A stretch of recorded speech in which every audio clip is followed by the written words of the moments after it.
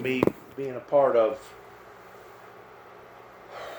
and I know this is going to sound crazy whenever I say this to you, towards me being part of the nuclear arms agreement in the Reagan and Bush administration. Oh, really? Yes, keep in mind in 1990, either 1990 or 1991, I was on my way to Washington, D.C. whenever they stonewalled me again there in Wheeling, West Virginia, and Homeland Security tried to make me out to be a hired assassin that I was going to take out. You done been all over the country, ain't you, man? I was going to take out George Walker Bush's life. I'm telling you, this has all been a movement to want to stifle or stop a calling that I had in my life pertaining to biblical Bible prophecy.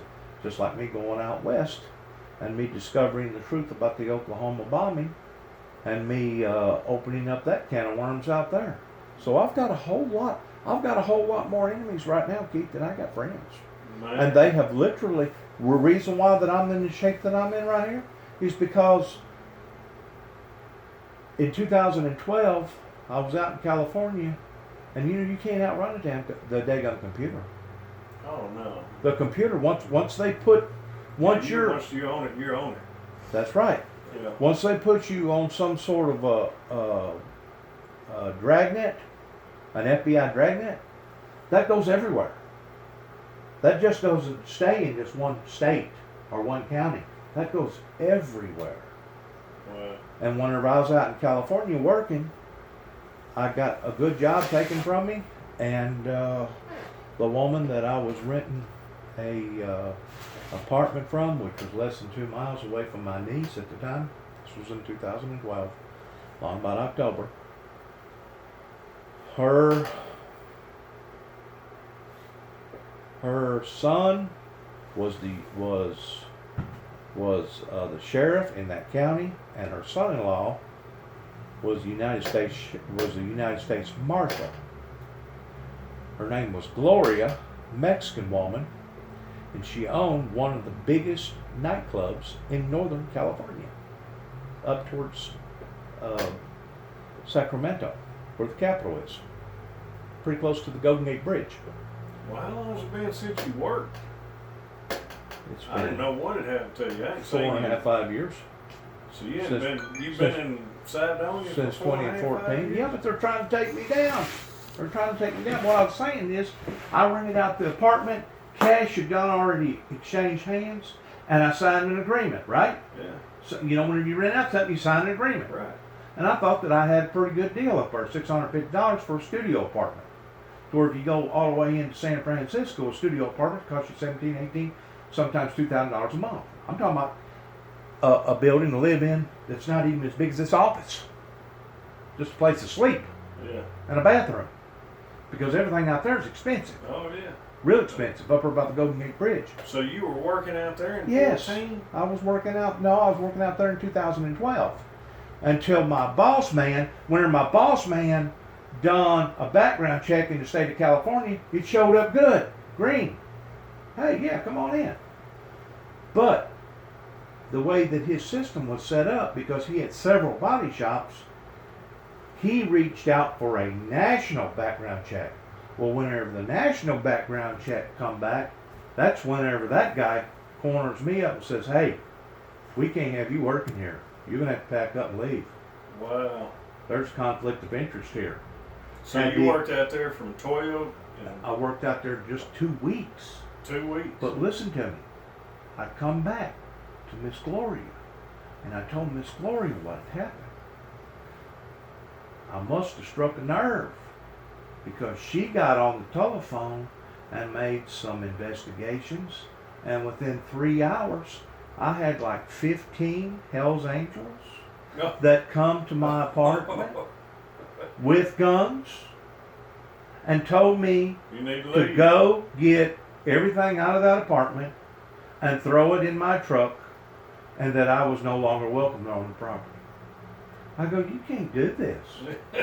They go, the hell we can't do this. I go, I've done exchange money. They said, we'll give you the money back. They said, we want you off of the property now. Wow. I said, well, I ain't gonna go in there and get it. Go in there and get my clothes and drag TVs and all that stuff out. They went and done it for me. Loaded They went up. and got all my stuff, loaded it up, took $650 plus a deposit, throwed it in the cab of the truck, said, you get the hell off the property and you're a one lucky SOB. Yeah, it's the one that ain't killed you, I guess. I don't know. Well, as soon as I got off the property, what did dumb me do? I call up the sheriff department, dial 911. Hey, I need help out here. I've had a problem out here, a legal issue. I just got through renting out a house over here, our apartment over here, and what went on, I don't think is legal. 2 deputies from that county. I don't forgot the name of the county. It's some kind of Spanish name. Come out there. I told them my story. They said, you just wait right here. You just wait right here. They went up to that house. They come back about 30 minutes later. You know what they had to say? We strongly advise you To leave. to put this in behind you and keep going. Yeah. Do not look back. Be glad you got your money. Leave and don't come back. I knew then that I was being bird dogged by what was on the computer, because her son was a sheriff in that county, and her son-in-law was a U.S. Marshal. She showed me all kinds of pictures where her son-in-law had been standing beside freaking young Bush in the White House. So you quit working then, that was in 12. And No. you came back and went to. What happened was, in 12, I come back to Oklahoma because I still had a warrant pending for my arrest out there over a bogus complaint that they had said that I had threatened one of their police officers. Never threatened one of their police officers.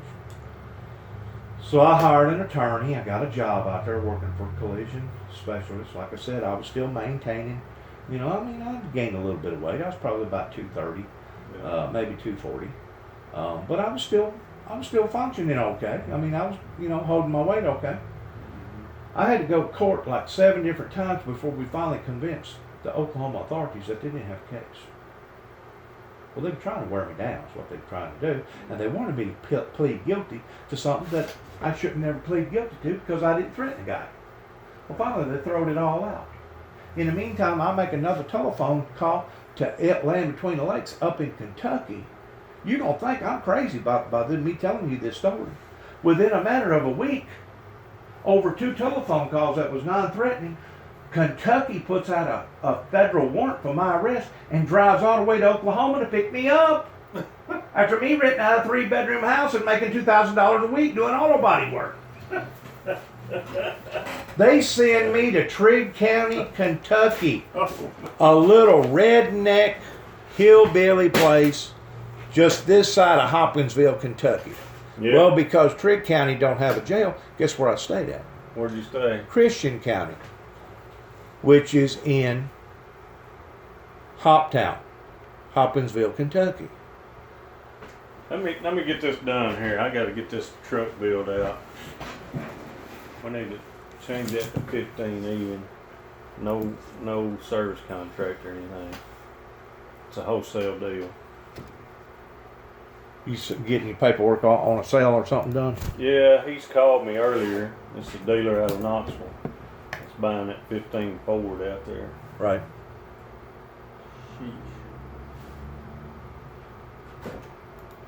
Yeah. You know what those 2 telephone calls costed me? 9.5 months in the state pen up in Kentucky. No kidding. Man, you've been through it, haven't you? I've had some people wanting to ruin my life. Sounds like it. I have. Sounds like it. Whenever you talk about a book, yeah. You need to be writing one. Yeah. Well, I put enough stuff out there on my Facebook and on my platform, my social platform media, that, I've gathered up proof and put out proof and yeah. Because, you're not supposed to be treated this way in America because of your belief. It'd be different if I was out and out outlaw towards stealing and harming people and raping and you know, it'd Oh, be yeah. different. It'd Yeah, be doing different. wrong. Right, out here doing wrong. Well, I didn't know what had happened to you. I ain't seen nobody. Old Big Cow, you remember Big Cow? Oh yeah. I ain't talked to him. He used to call me about once every month and a half. I bumped into him up in Clarksville. He had a good little job up there working with a painter that I knew up there that worked at Kentucky Collision up there in Hoptown. I used to hold down a job up there, and I bumped into Cal up there.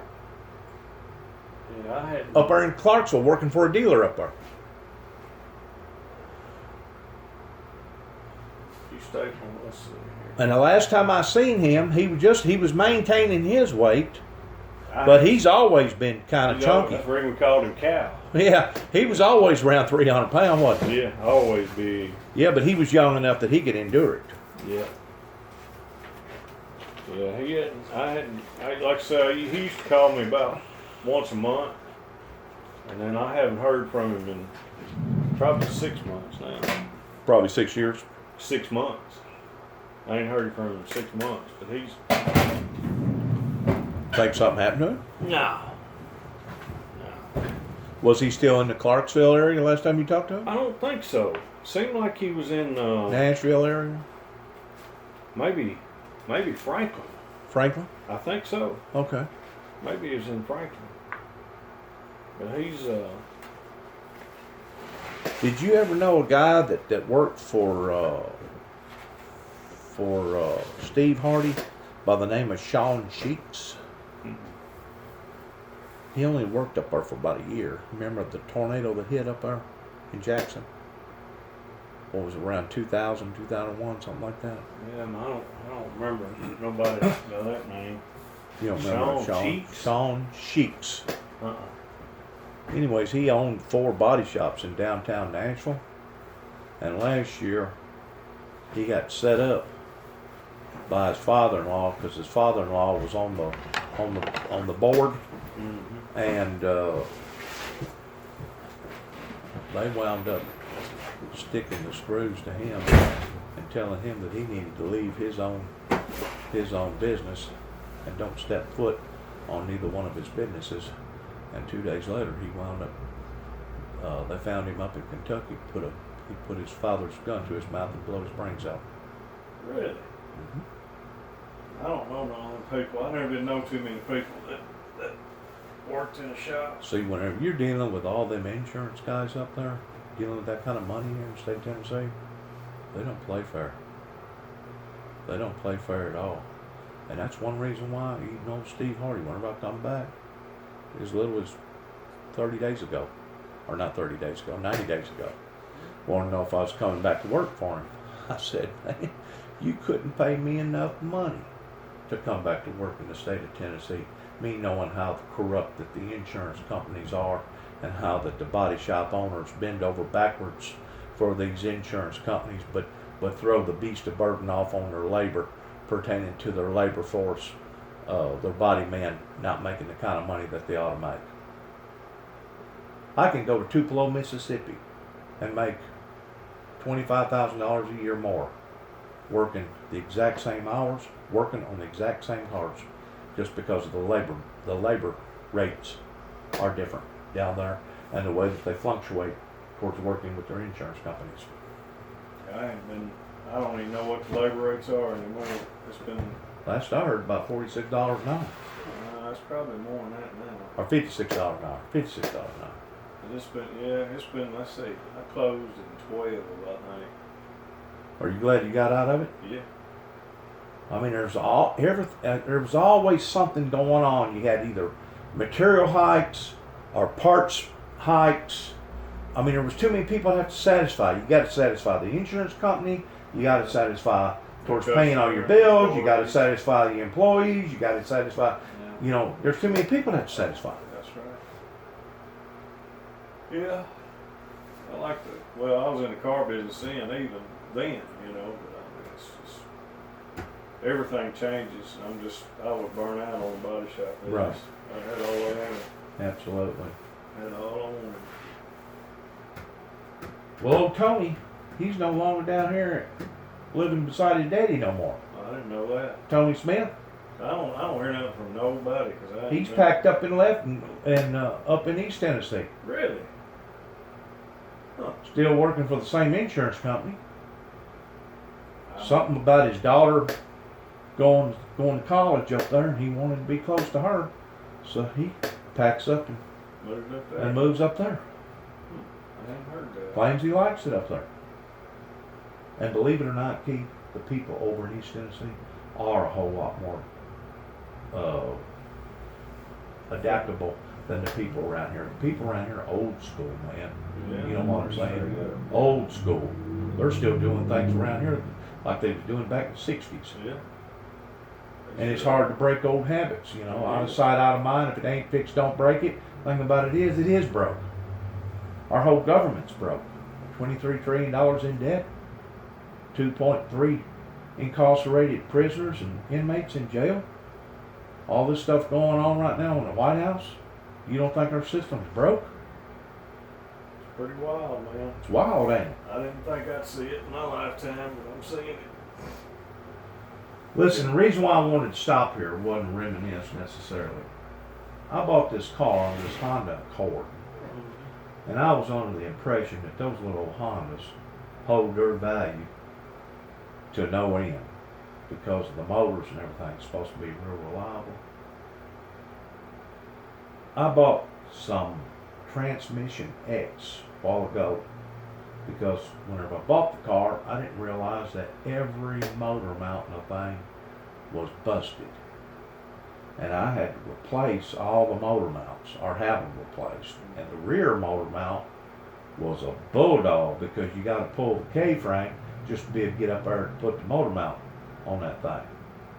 I think in total, shit, I spent $500 or $600 just on motor mounts. Wow. Labor and everything because they're so expensive. Yeah. But believe it or not, like a Honda Odyssey, just one motor mount on a Honda Odyssey, Mm-hmm. it's like $800. Oh, wow. Not counting the labor of putting it on. That'd be a pain. Yeah. So, anyways, I think it must have done something to the transmission.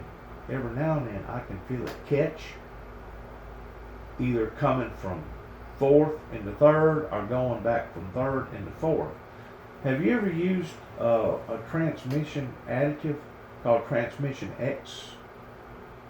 I've never used any of that stuff. So you don't know if that's any good or not?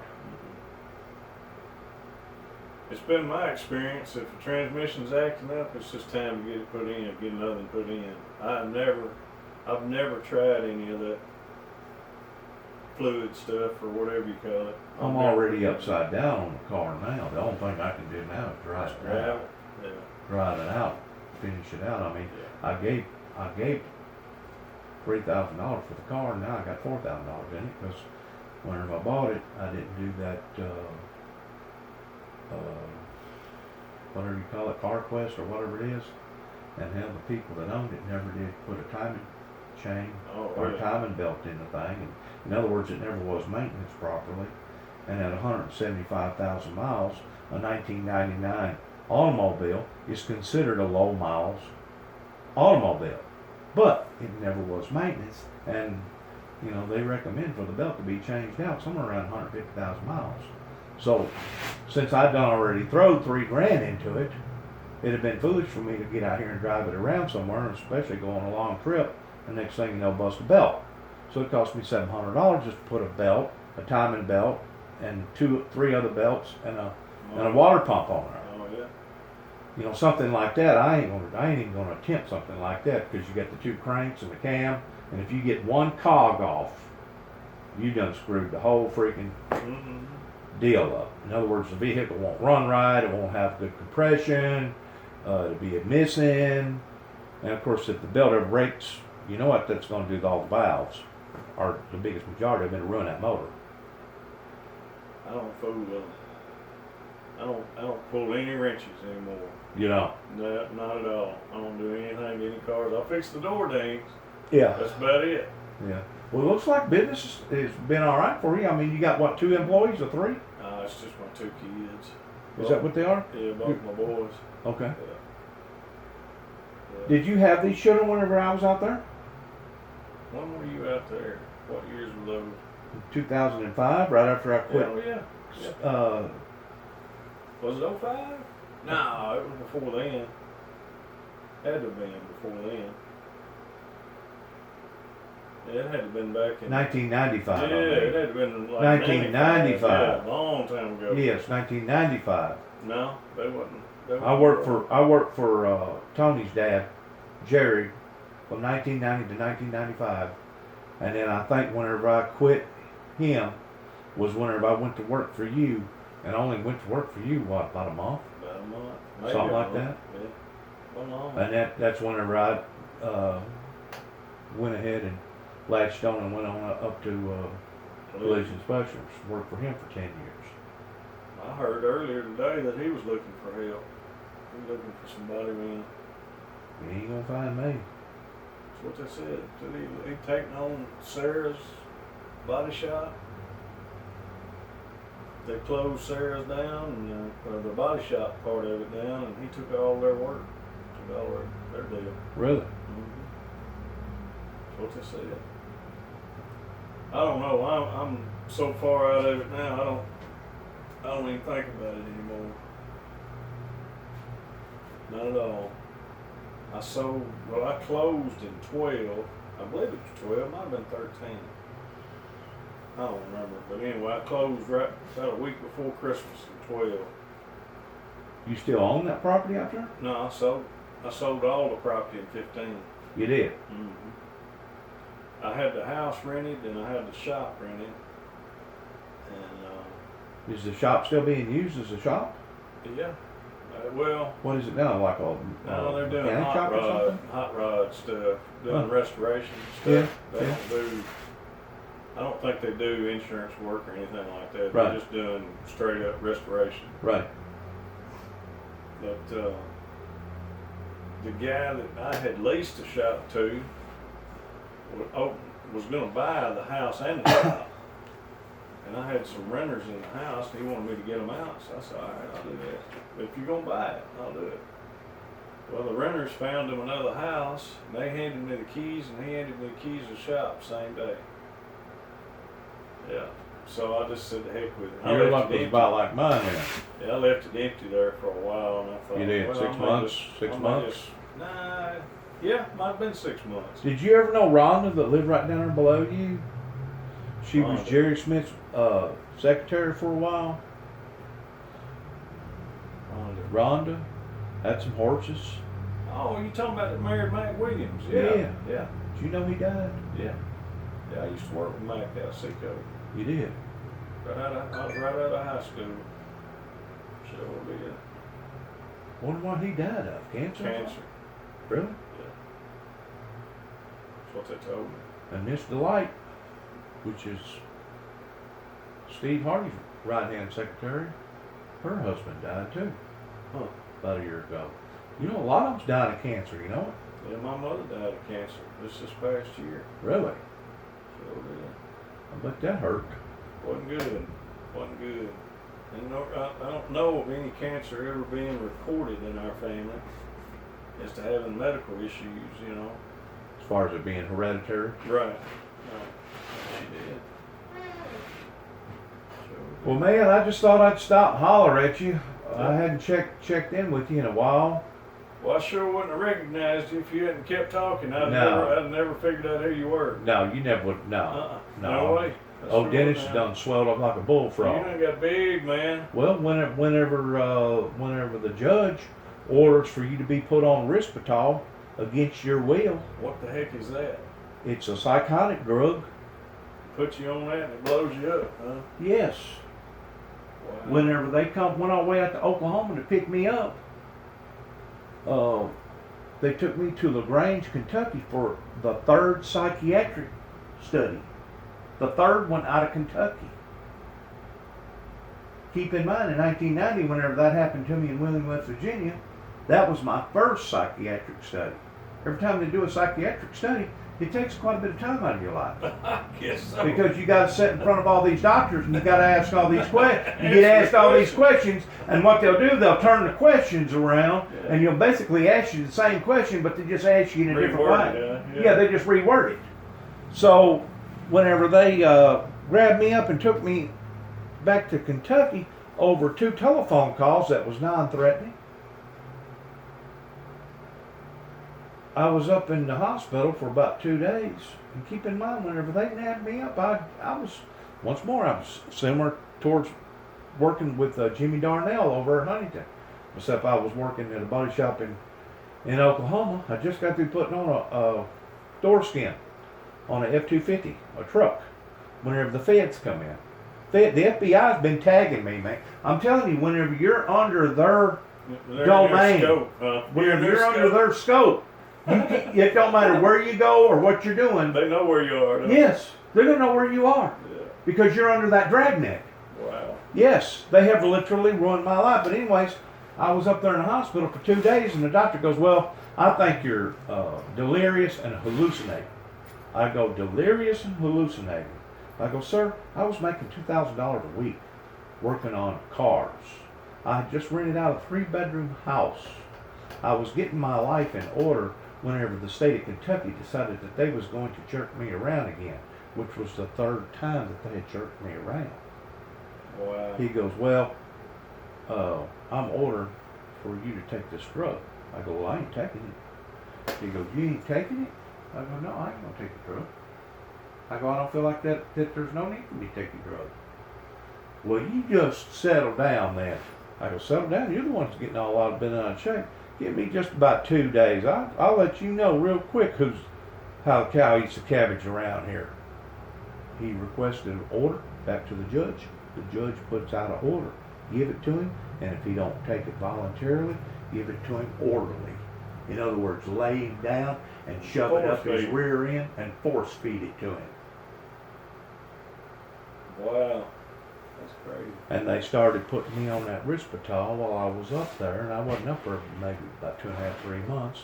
And then they brought me back to Hoptown, where I was staying there in Christian County. And during the time that I was in jail, which was another 2.5, 3 months, they maintained that same drug that was given me, but as soon as I got out, I took the stuff and I threw it away.